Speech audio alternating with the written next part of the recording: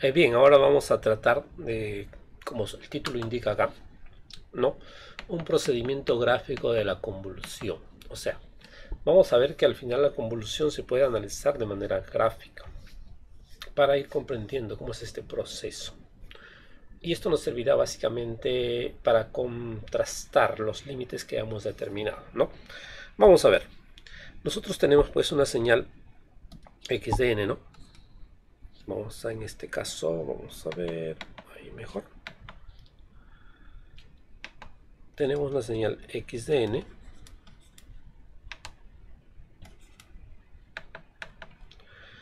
y esta señal x de n obviamente va a estar representada por sus valores dentro de algún intervalo, ¿no? Menos 2, 2, 2, menos 1, menos 1, 1, por ejemplo. Y acuérdense que siempre colocamos en alguna parte una flechita que me indica pues que es justamente el valor en cuestión, ¿no? Para el cual ya esta señal sería el valor de 0. Quiere decir que a partir de esta gráfica o de esta representación, disculpen, fácilmente podemos nosotros graficar la señal en cuestión, ¿no? Pasemos nuestros ejes y hacemos nuestros ejes. Esto depende de n y acá prácticamente podemos pues colocar nuestra señal en cuestión. Listo, entonces de acuerdo a esto toma un valor de 2 para 0, tal cual. Toma un valor de menos 2 en menos 1, vamos a suponer que está acá. Toma un valor de 2 nuevamente en 1, menos 1, menos 1 y 1. Esta es mi señal x de n. Bien. Y puede ser que nos den el h de n de la misma forma. Nos digan, oye, tenemos una entrada y tenemos el sistema, ¿no? Representado de repente por estos valores. 1, menos 1 y 1. Y de repente un 2 por acá, por simplicidad. Y nos dan que esto está pues así, por ejemplo, ¿no? Entonces nosotros, igual que antes, también es necesario que representemos nuestro sistema. Igual que siempre, ¿no? Tendríamos que en 0 es 1, de acuerdo a lo que hemos optado. Aquí es menos 1 y acá es 1. Y luego tendríamos un valor de 2 en 1. Entonces acá tenemos pues la representación de h sub n. Listo. Y sabemos que la salida, y es su n, se dice que es la convolución de la entrada con el sistema. Vamos a ver que de alguna forma la convolución cumple con varias propiedades. Una de las propiedades que cumple es la propiedad conmutativa. O sea, muy bien, nosotros podríamos escribir h sub n convolucionado con x sub n. Obviamente que ambas dan a diferentes ecuaciones. En el primer caso, ¿no? Vamos a tener que bajarlo esto para poder colocarlo. Vamos a ponerlo aquí un poco acá. Entonces, en el primer caso, por ejemplo, la ecuación quedaría así. Igual, siempre la sumatoria, como va a salir en n, la sumatoria es en k, a infinito. Esto voy a poner un poquito más abajo para que se pueda trabajar ambas señales. Y como es x convolucionado con h, primero coloco pues x de k multiplicado por h de n menos k. ¿De acuerdo? En el otro caso básicamente tendría que esta convolución, vamos a cambiar el ancho acá,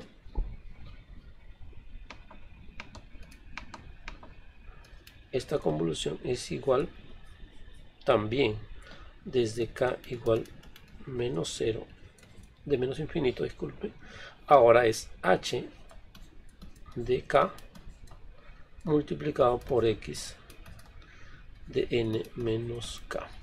¿De acuerdo? Entonces, como se puede observar, pues de alguna forma la convolución es conmutativa. Realmente estas dos sumatorias darían el mismo resultado, porque estamos hablando de la misma señal, del mismo sistema y, digamos, entre comillas, no importará el orden en que lo evaluemos. A veces nos conviene de una forma o de la otra. Eso es un tema ya, digamos, de conveniencia. También cumple con la propiedad asociativa, también cumple con la propiedad distributiva. Básicamente es esto, ¿no? Digamos, podríamos tener esta operación de acá, digamos, y sub n es igual a x de n convolucionado con un h sub 1 de n, y esto convolucionado con un h2 de n. ¿No? Entonces, obviamente la convolución se evalúa en pares, no puedo evaluar los tres, entonces yo puedo agrupar. Una forma de agrupar sería primero convoluciono estas dos señales y luego eso lo convoluciono con la tercera, que es el sistema, o podríamos también optar por realizar de manera diferente, ¿no?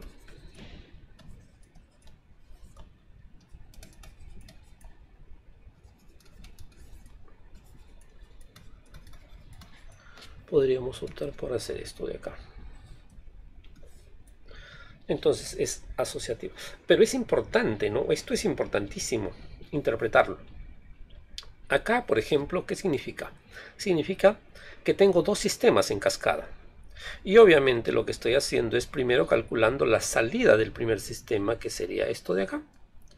Digamos un x1 de n. Y luego esa entrada la aplico al siguiente sistema, que es lo lógico. Si los sistemas están en cascada, tengo que calcular primero la salida del primer sistema y esa salida aplicarlo al segundo sistema. Otra forma de verlo es que yo puedo combinar el sistema o los sistemas en cascada en un único sistema, para el cual después lo convoluciono con la entrada para obtener, digamos, la salida. Entonces esa es la interpretación de la asociatividad o de la propiedad asociativa de la convolución. Finalmente también, digamos, la convolución cumple con la propiedad distributiva, que básicamente es lo siguiente, ¿no? Si yo tengo y sub n, x de n, convolucionado de repente con la suma de dos sistemas, ¿no? Por ejemplo, esto de acá. La propiedad distributiva indica pues que básicamente tenemos que calcular y sub n. Primero calculamos x de n convolucionado con h de 1 de n y luego calculamos x de n convolucionado con h2 de n, ¿no? Entonces ya tenemos pues el cálculo. Ahora, ¿qué significa esto desde la perspectiva de sistemas? Acuérdense que vamos a colocarlo acá, que en el primer caso, en este caso, estamos trabajando que yo tengo un sistema h de 1 de n conectado en cascada con un sistema h2 de n, al cual le estoy pues aplicando x de n, y aquí estoy obteniendo y sub n. Un punto intermedio es el cálculo acá en este punto de la salida, ¿no? O de otra señal en realidad, que le hemos llamado x1 de n, que después se aplica al segundo sistema. Otra forma de verlo es combinar todos estos dos sistemas en uno solo, que sería h de n. Eso es básicamente la propiedad asociativa. En este caso de acá, en la parte inferior, en realidad lo que tenemos es dos sistemas en paralelo. O podríamos tener dos sistemas en paralelo, h1 de n con h2 de n, a los cuales se le está aplicando una única señal, que en este caso es x de n, y la salida se le está haciendo una operación pues que puede ser suma o resta, ¿no? Aquí podría ser suma o resta. y al final obtenemos pues acá la salida. En el primer caso logramos o combinamos el sistema en uno solo. Aquí no, decimos, oye, esto es un solo sistema que sería h de n, lo estamos sumando los sistemas. Este sería el primer caso, h de n. En el segundo caso estamos obteniendo de alguna forma señales de salida, ¿no?, de resultado de aplicar la señal a cada sistema, y luego estas señales las estamos sumando. Esa es un poco pues la explicación de las propiedades de la convolución, tanto la propiedad asociativa como la propiedad distributiva. Bien, bueno, entonces ya repasamos un poco más. Ahora veamos la parte aplicativa de la parte de la aplicación gráfica. Para esto voy a tener que copiar ambos representaciones que tengo acá, si es posible.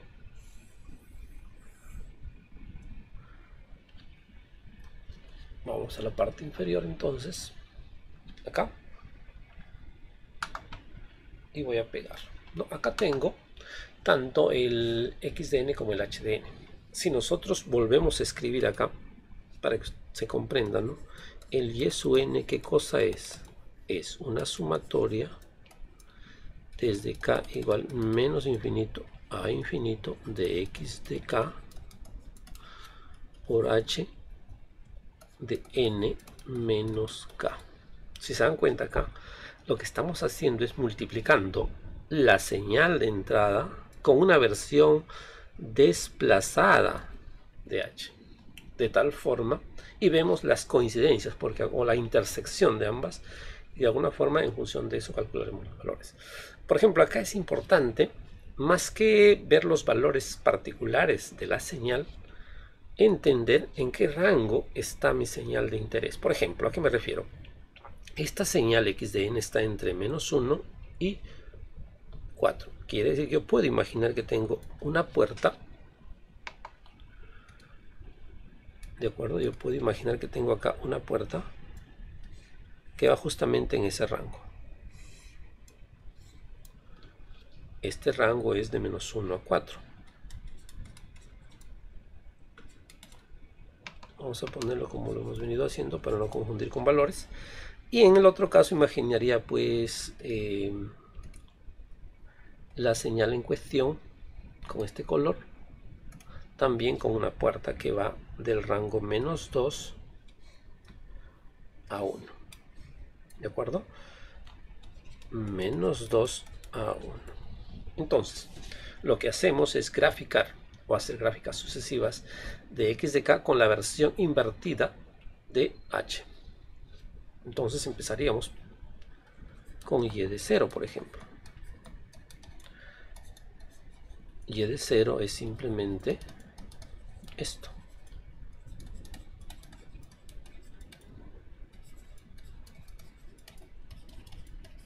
El valor de n indica cuánto se ha desplazado. Aquí sería, colocaríamos pues 0, ¿no?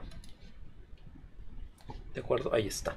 Si nosotros hacemos esta gráfica, no considerando los valores individuales, sino más bien los rangos de existencia. ¿A qué me refiero? Esta situación o este cálculo lo voy a graficar. Listo. Entonces grafico la primera puerta, porque acuérdense, x se grafica tal cual, no le pasa nada, x de k.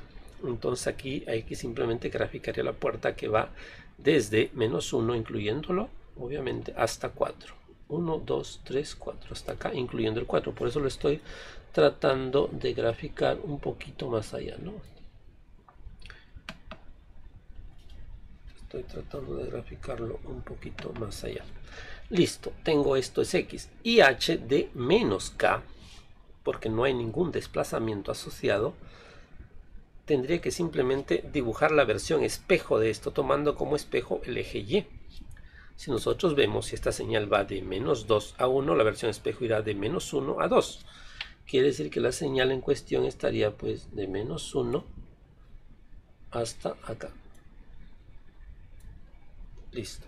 ¿Qué significa esto? que los valores que me permitirán obtener y sub 0 serán los que estén dentro de la intersección de estos dos, solamente en este rango de acá.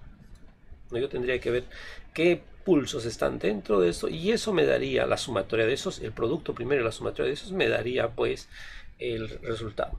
¿Para qué me sirve esta interpretación gráfica? Esta interpretación gráfica en realidad me sirve para ver justamente los límites que vimos que se pueden calcular simplemente sumando mínimos y máximos. Vamos a ver, si quisiéramos calcular el y1, ¿no? Y vamos a colocarlo acá, en esta parte de acá, y-1 por decirles. Esto debería ser igual a la sumatoria, de nuevo, de k igual menos infinito a infinito x de k, multiplicado por h, 1 menos 1 en realidad, menos k. Pues acuérdense que estamos calculando el n menos 1 y reemplazamos pues el n donde corresponde. Podemos ver que si volvemos a hacer esta gráfica, ¿no? Volvemos a graficar esta situación, siempre con las puertas en cuestión, tendríamos que x de k sigue tal cual, porque x de k o la señal x no le pasa nada, 1, 2, 3, 4 hasta acá. Acuérdense que sí intervienen los valores extremos. Y ahora graficamos la versión adelantada de h de menos k, que en este caso lo hemos movido simplemente un valor. Ahora iría, antes iba de menos 1 a 2, ahora va de menos 2 a 1. Y tendríamos algo parecido a esto, ¿no? Fíjense cómo el rango de intersección ha disminuido. Aquí digamos había 1, 2, 3 cuadraditos, ahora solamente existen 2 cuadrados. Entonces para el valor de i-1 solamente intervendrían los pulsos, incluidos los extremos, que están dentro de este rango. Yéndonos un poquito más allá en este pensamiento, ustedes podrían ya realmente deducir, ¿no?, esta situación. Como siempre, el x se mantiene porque a ese no le hacemos ningún tipo de cambios, y tendríamos que esperar que el h esté acá. El h, recuerden, se ocupa 3 cuadrados, 1, 2, 4 cuadrados, ¿no? A ver, realmente 3 cuadrados, entonces debería arrancar aquí hasta acá. Listo. El centro del h invertido, vamos a colocarlo acá para que ustedes lo puedan observar, su centro, ¿de acuerdo? Cuando yo hago el h de menos k, quiero que esto salga bonito, ahí, y acá, esto ya es en k, pero es el h de menos k. Quiero que se fijen por favor en el centro. Ese centro no se debería mover. A lo que me refiero es a lo siguiente. En este cuadrado, ese centro me indica el desplazamiento. En realidad esto sería equivalente a escribir h de 0 menos k. Quiere decir que este centro de acá en realidad hace referencia a este puntito de acá. ¿De acuerdo? Si nosotros vemos aquí, el centro está aquí. Entonces, aquí vemos que ya no hay intersección. Entonces, quiere decir que en este punto la convolución es 0, porque las gráficas no se intersectan. De acuerdo a esto, esto es menos 1, menos 2, menos 3, menos 4. O sea, esto debería ser h de menos 4, disculpen, de menos k. Entonces, para valores de menos 4, ya la convolución es 0. Para un valor antes, digamos, hagámoslo con este color, líneas punteadas, solamente coinciden acá. Acuerden que se consideran los intervalos, ¿no? O sea, existen, los intervalos se toman. Entonces, este centro estaría acá, que es básicamente h de menos 3, disculpen de nuevo, menos k. Quiere decir que la convolución existe a partir de menos 3. ¿No se dan cuenta cómo gráficamente podemos determinar ese límite? En realidad, si nosotros regresamos a la función, o sea, aquí está la teoría detrás de ese cálculo, ¿no? El intervalo era de menos 1, 4, menos 2, 2. Entonces, si sumamos los mínimos, menos 1, menos 2, menos 3, pues lo estamos demostrando acá que realmente es el punto desde donde existe la convolución. Yo los ruego, les invito a que ustedes hagan la gráfica O vamos a hacerlo mejor del otro extremo. O sea, me refiero cuando ya no, o en el límite cuando la convolución todavía existe. Miren, como siempre, simplemente colocamos nuestra señal x de k hasta acá y colocamos con este color la señal en cuestión, que es el h desplazado hasta acá, ¿no? Acuérdense que este es el puntito. Vamos a ver cuál era el punto en cuestión. Sí, este punto de acá es. Entonces ustedes pueden darse cuenta que este señal de acá, que todavía existe la convolución, todavía nos va a dar algún valor, será h de menos 1, 2, 3, 4, 5. Es 5 menos k. O sea, la convolución existe desde menos 3 hasta 5, porque vemos que hay intersección todavía. Obviamente, si graficamos el h de menos 6, sería esto de acá, ¿no? Donde ahora su punto es este. Este es h de 6 menos k. Podemos verificar que realmente ya la convolución es 0. Entonces la convolución va de menos 3 a 5. Y gráficamente hemos podido determinarlo y establecer esa relación que se les dio anteriormente. Acá podemos verificar de nuevo que si sumamos los extremos superiores, que es 4 y 1, pues realmente es 5. ¿No? Espero pues que se haya comprendido esta explicación. Y cualquier comentario, por favor, en el aula.